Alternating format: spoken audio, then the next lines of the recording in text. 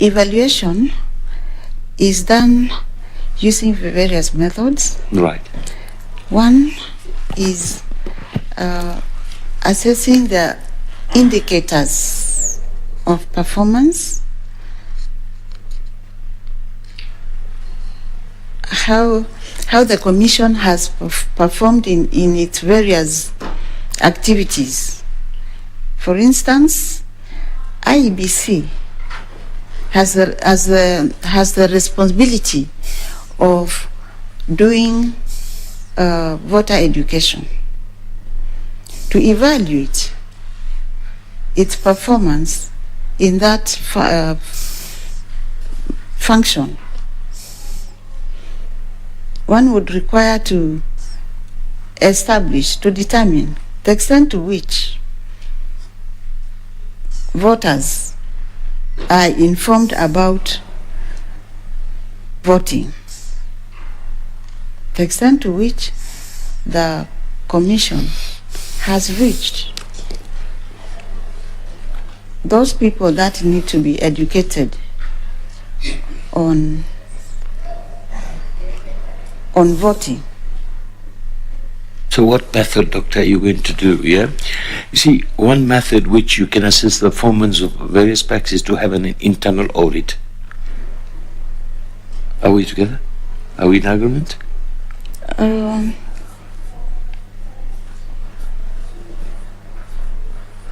There are key areas. Right. Key areas of performance. That will come under governance audit. Yes. Right. So what would you look in the governance audit? What would you like to find out? You know, you are a new, you've come in and here you are. You've come on, you've met people who've been there before, knows the system more than you. But of course, now you're told, okay, you want to know for self-sufficiency that how has been the performance? Like the way you have chaired some other internal, you've done your own assessments in the planning and all that, yeah? So yes, that is your experience. Now you're changing but the basics of corporate governance is the same, right? Yeah, in all those key performance areas, there are objectives. There are objectives and strategies and ways of achieving those objectives.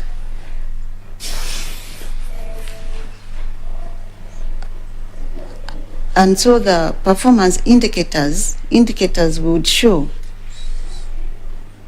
the extent to which objectives have been achieved or not achieved. Okay. Now, Doctor, as a commissioner, let's put it this way, as a commissioner, you'll be responsible for policy development and oversight. Please give this panel examples of policies you have implemented in your current or previous role, and the policies you will seek to implement the IEBC if you are appointed a commissioner. Thank you for that question. One of the policies that we formulated and was implemented is the HR policy at National Land Commission. There was also the monitoring and oversight framework on land use planning, which is applied across the country. Then the policy on acquisition of land for public projects.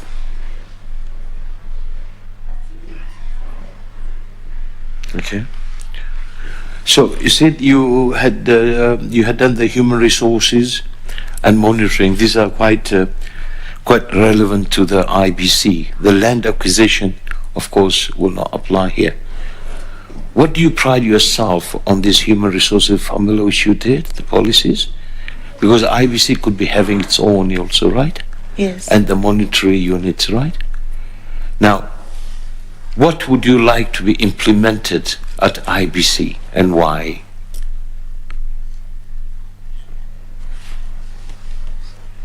What I would like to be implemented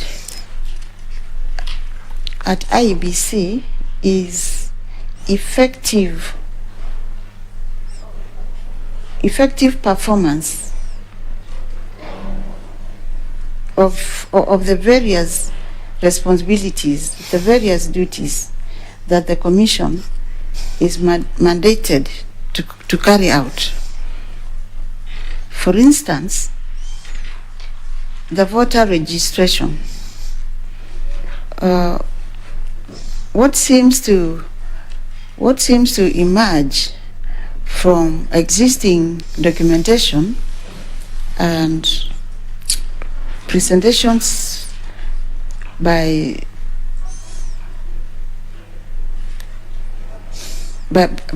some people, some insider or maybe former insiders,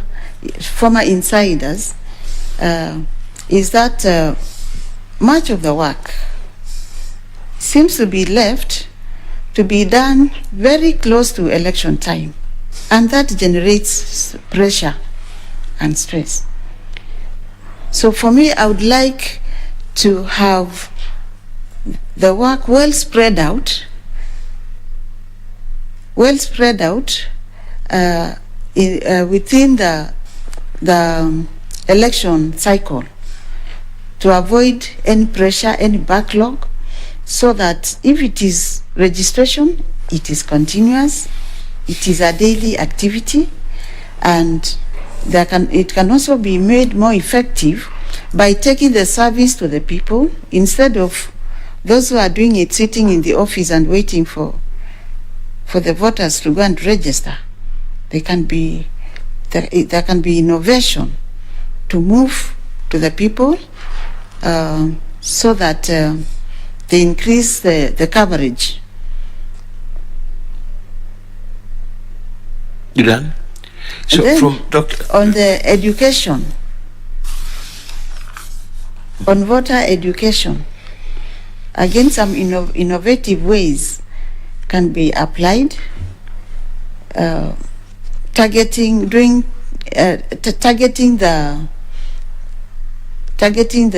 electorate in its various categories: the youth, the women, the men,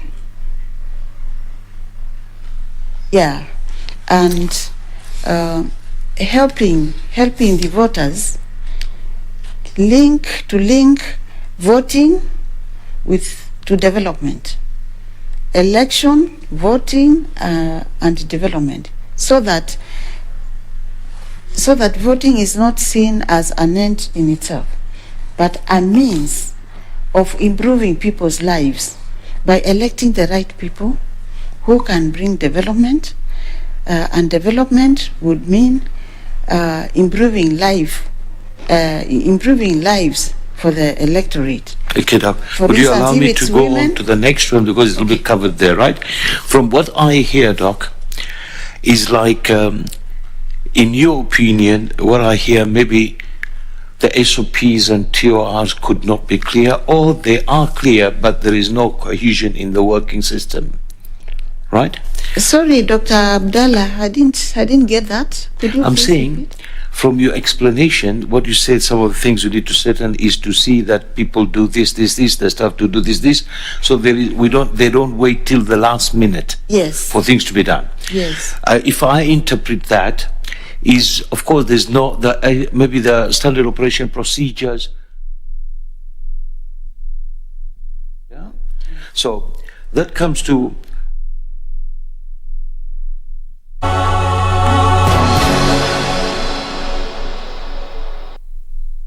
Karibu mtazamaji, yamekuwa ni matangazo ya moja kwa moja kutoka jumba la KICC, ambapo ni shughuli ya usaili wa makamishna wa tume ya IEBC hii leo, ikiwa ni siku ya mwisho ya shughuli hiyo kufanyika. Ni matangazo ambayo tutarejea hapo baadaye kukuletea, na pia kwenye taarifa zetu za saa 7, lakini kwa sasa tugeukie Kurunzi Mashinani, ambapo unaweza pia kufuatilia taarifa hizi kupitia mitandao ya kijamii kwenye Twitter, Facebook na vile vile YouTube at KBC Channel 1, ama usakure kwenye tovuti yetu maridadi kabisa ya www.kbc.co.ke. Karibu sana mtazamaji, mimi naitwa Ben Chumba. Na serikali ya Kenya inashirikiana na mashirika mengine ya kimaendeleo kubuni vituo 9 vya kupimia ugonjwa wa COVID-19 kwenye vituo vya mpakani ili kudhibiti maambukizi ya ugonjwa huo. Akiongea katika kituo cha mpakani cha Miaka Suifu katika kaunti ya Mandera, katibu mwandamizi katika Wizara ya Afya Rashid Aman amesema shughuli za kupima watu kwenye viingilio vya mipakani itawezesha kaunti hiyo kudhibiti kuenea kwa ugonjwa huo. Ujumbe kutoka Wizara ya Afya, washirika wa kimaendeleo na maafisa wa kibalozi ulikuwa kwenye kaunti ya Mandera kukadiria hatua zilizowekwa kukabiliana na kusambaa kwa ugonjwa wa COVID-19. Ujumbe huo ulizuru kituo cha mpakani cha Miaka Suifu kujifahamisha na jinsi serikali inajibidisha kudumisha usalama katika vituo vya mpakani. To go and see it. It's a beautiful lab. I saw it today. KEMRI has supported the county and it is doing what it's supposed to do. It will be the lab that can deal with these issues because the numbers are not high. But in the past 1 year, we've made a very transformative landmark achievement in deepening our traditional political ties into economic ties. Katibu mwandamizi katika Wizara ya Afya Rashid Aman, ambaye aliongoza ujumbe huo, alisema vituo 9 vya kupima ugonjwa wa corona vitajengwa katika vituo vya mpakani ili kukabiliana na janga hilo. Through discussions with Trademark, we developed a proposal in the Ministry of Health for Trademark through EU funding to support us to set up at least 9 laboratories for testing along the northern corridor, but also around the borders of the borders that we have with countries, neighboring countries. Katibu mkuu wa shirika la IGAD Dr. Waknegebeyehu, ambaye alikuwa kwenye ujumbe huo, alisema wataendelea kushirikiana na wadau wengine kwenye vita dhidi ya corona. People of the region has integrated here through health. So the health integration is less conflict, less controversial, less political. So really this will be an achievable.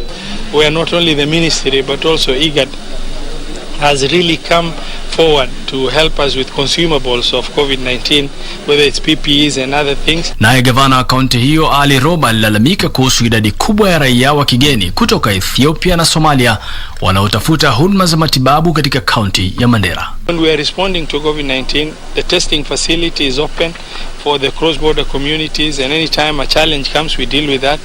Ministry has supported us quite well.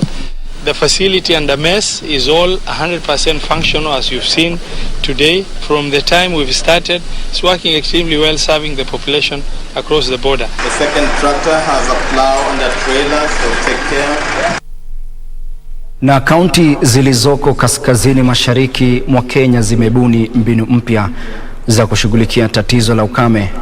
Akiongea baada ya kukagua miradi ya maji katika eneo la Iftin, kaunti ya Garissa, afisa mkuu mtendaji wa shirika linalojumuisha kaunti za eneo hilo Simba Gulaid alisema wameanza mkakati wa kutafuta suluhisho la kudumu kwa tatizo la uhaba wa maji katika eneo la kaskazini mashariki. Shirika lisilo la kiserikali linalojumuisha kaunti zilizoko kaskazini mashariki mwa Kenya linatekeleza mradi wa maji wa dola milioni 7.5 ili kusambaza maji kwa zaidi ya familia 30,000 mjini Garissa.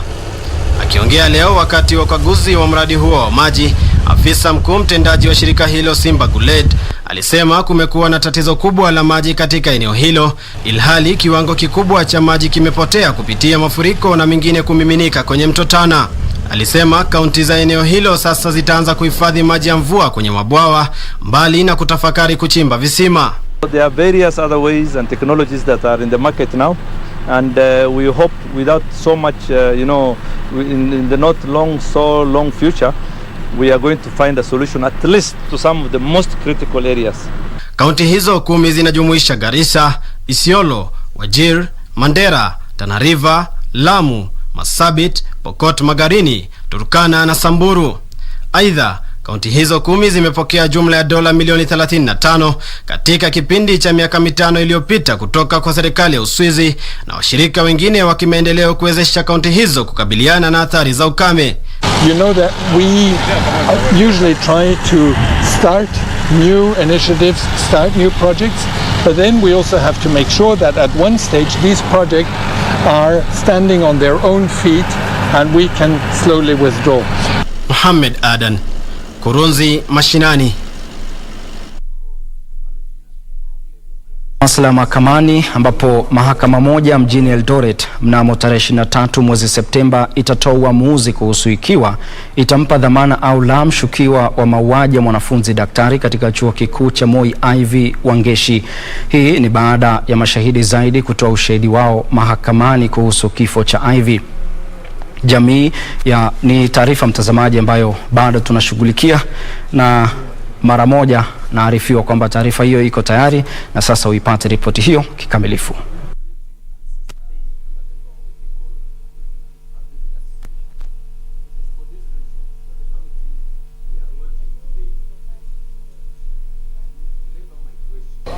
Unfortunately, the accused person's counsel alleged that they had not been served with some of the documents we ought to rely on, which I was actually telling the court it was rather convenient for such an objection. We filed our application for bond, bail and bond today in the morning. It's the third time we are doing this. The other 2 times that application has been disallowed by the court. So we have sought for a review and a revision by the court so that now our client can be released on bond. We are hopeful that the same will be considered.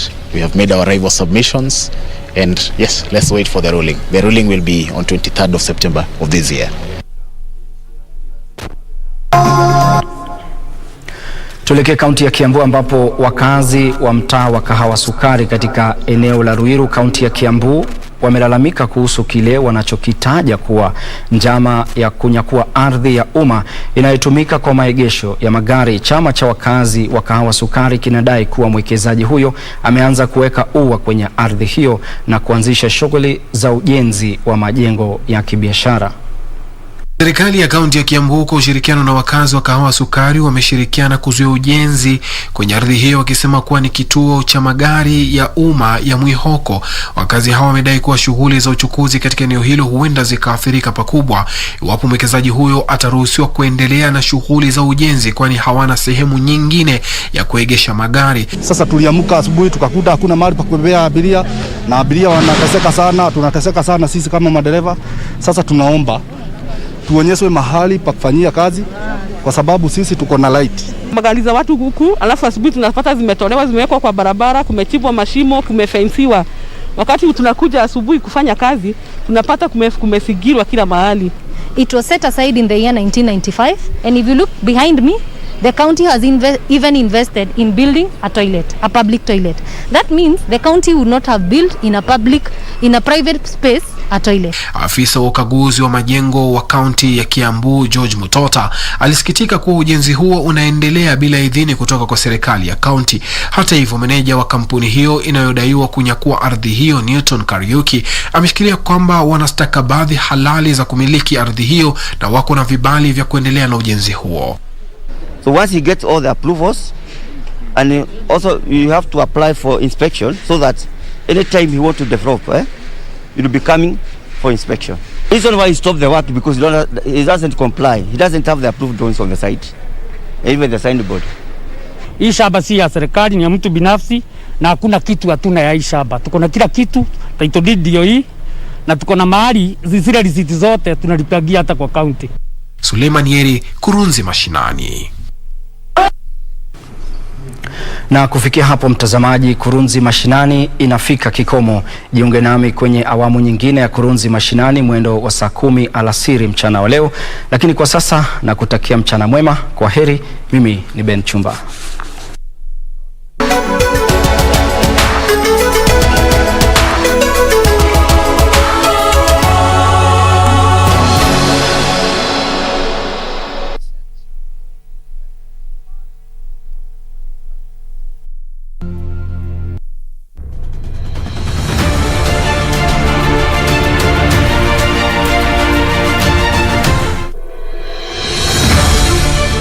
Chini ya uongozi wa Rais Uhuru Kenyatta, serikali kuu imewekeza kwenye miradi tofauti ya maendeleo katika kaunti mbalimbali ambayo imeleta manufaa mengi kwa wakazi wa mashinani. Wiki hii kwenye Project 254, in our different capacities, we must all work closely to tackle any challenges standing in the way of a better Kenya for our people. Kabla port ijagunduliwa vizuri, ijaanza vizuri, kazi ilikuwa nadra, lakini venye port ilikuwa revived, venye the president alirevive port, tukaanza kuona opportunities. Kifika Aero Junction tulikuwa hapo na maburutano ya barabara, na tunaona kama saa hizi lami iko kabisa mpaka nje